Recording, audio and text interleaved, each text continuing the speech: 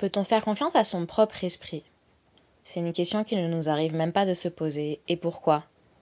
Car on ne fait aucune séparation entre l'esprit et nous-mêmes. On ne voit pas l'esprit comme l'esprit. On voit le quelconque objet qui est dans l'esprit. On voit ce que l'esprit crée. Et pas seulement ça, on devient ce qui est dans l'esprit. On est ça, on le considère comme nous-mêmes. Donc quand les émotions naissent dans l'esprit, on est émotionnel. On est insécure, ou on est irrité, ou apeuré, ou stressé, ou anxieux, ou une émotion positive, on est joyeux, on est content, on s'amuse, on est fier, on profite, on est ces choses.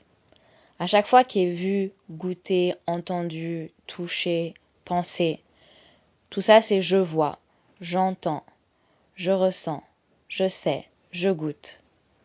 Et tout ça lorsque ça arrive, on fait un jeu avec. Tout ça, ça se passe dans l'esprit, mais on ne le voit pas, on ne s'en sépare pas, car on est ça. Du coup, on ne se pose jamais la question de savoir si on peut faire confiance à son propre esprit ou non. Car je suis l'esprit, je suis peu importe ce que l'esprit pense, peu importe ce que l'esprit crée. Mais est-ce qu'on peut faire confiance à son propre esprit? Qu'est-ce qu'on veut dire par là?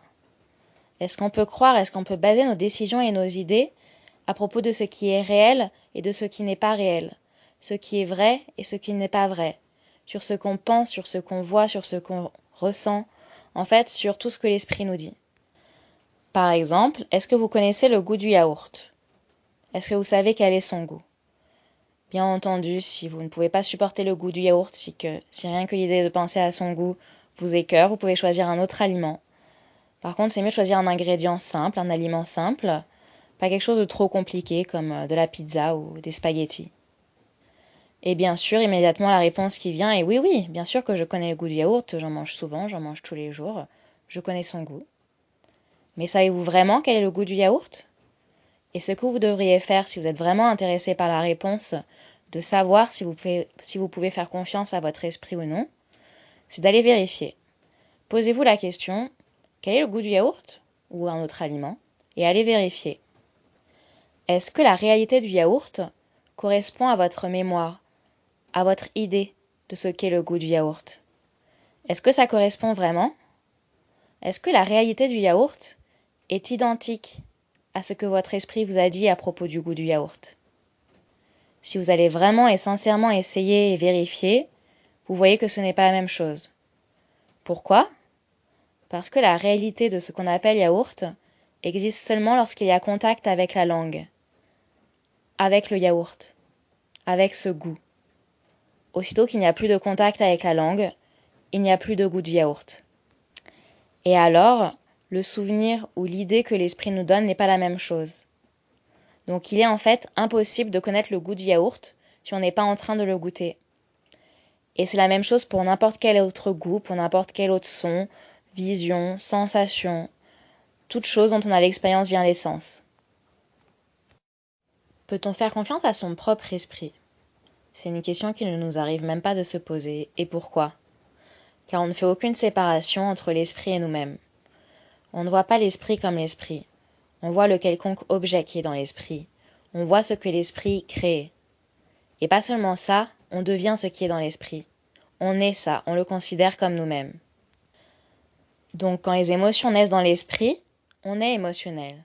On est insécure, ou on est irrité, ou apeuré, ou stressé, ou anxieux, ou une émotion positive, on est joyeux, on est content, on s'amuse, on est fier, on profite, on est ces choses. À chaque fois qu'est vu, goûté, entendu, touché, pensé, tout ça c'est je vois, j'entends, je ressens, je sais, je goûte. Et tout ça lorsque ça arrive, on fait un jeu avec. Tout ça, ça se passe dans l'esprit, mais on ne le voit pas, on ne s'en sépare pas, car on est ça. Du coup, on ne se pose jamais la question de savoir si on peut faire confiance à son propre esprit ou non. Car je suis l'esprit, je suis peu importe ce que l'esprit pense, peu importe ce que l'esprit crée. Mais est-ce qu'on peut faire confiance à son propre esprit? Qu'est-ce qu'on veut dire par là? Est-ce qu'on peut croire, est-ce qu'on peut baser nos décisions et nos idées à propos de ce qui est réel et de ce qui n'est pas réel, ce qui est vrai et ce qui n'est pas vrai, sur ce qu'on pense, sur ce qu'on voit, sur ce qu'on ressent, en fait, sur tout ce que l'esprit nous dit? Par exemple, est-ce que vous connaissez le goût du yaourt? Est-ce que vous savez quel est son goût? Bien entendu, si vous ne pouvez pas supporter le goût du yaourt, si rien que l'idée de penser à son goût vous écœure, vous pouvez choisir un autre aliment. Par contre, c'est mieux de choisir un ingrédient simple, un aliment simple, pas quelque chose de trop compliqué comme de la pizza ou des spaghettis. Et bien sûr, immédiatement la réponse qui vient est oui, oui, bien sûr que je connais le goût du yaourt, j'en mange souvent, j'en mange tous les jours, je connais son goût.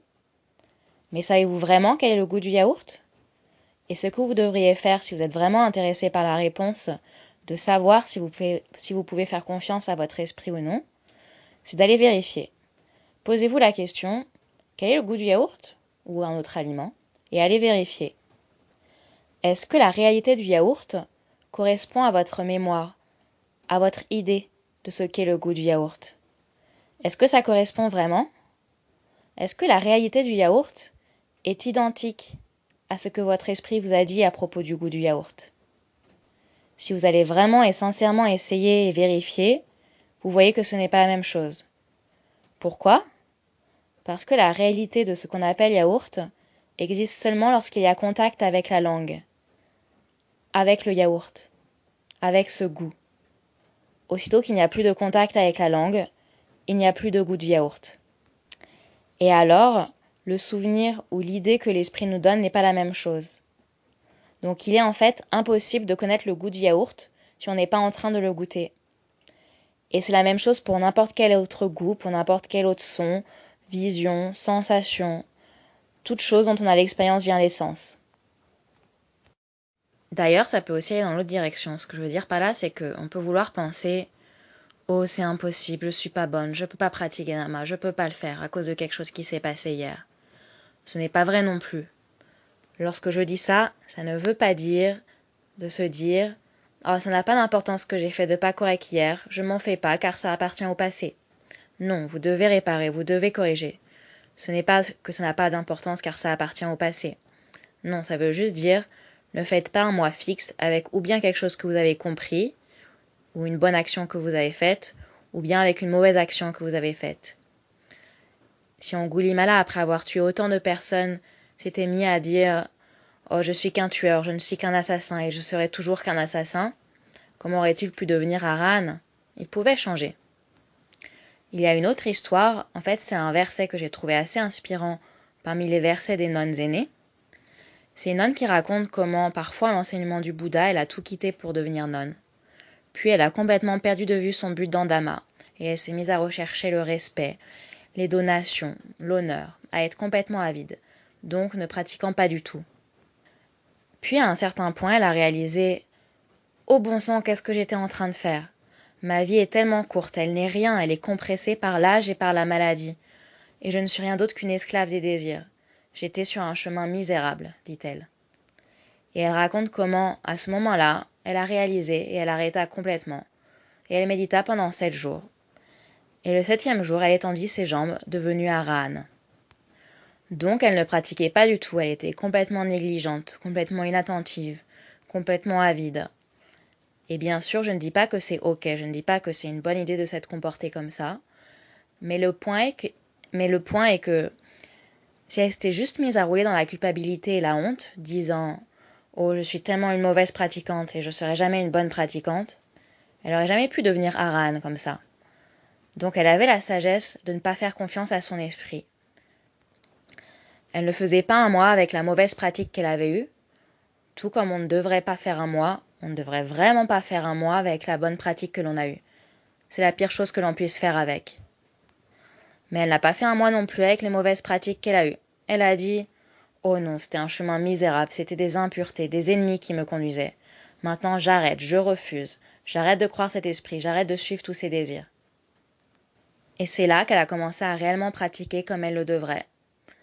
Elle avait toutes les qualités en elle pour devenir Arahant aussi, mais elle avait été conduite par des ennemis tout ce temps.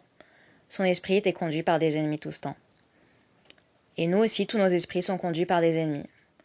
Autrement, on ne serait pas né ici. Si nos esprits n'étaient pas conduits par des ennemis, on serait déjà en dehors, ou alors on serait déjà Sotabhana, ou on serait déjà Arahant.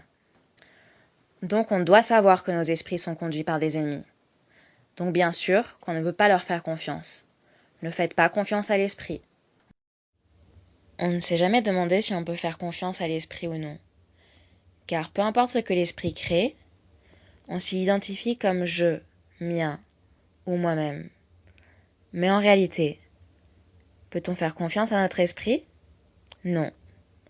Car comme vous l'auriez vu, si vous étiez allé faire le test du yaourt, connaissez-vous le goût du yaourt, du thé ou du café ou autre chose?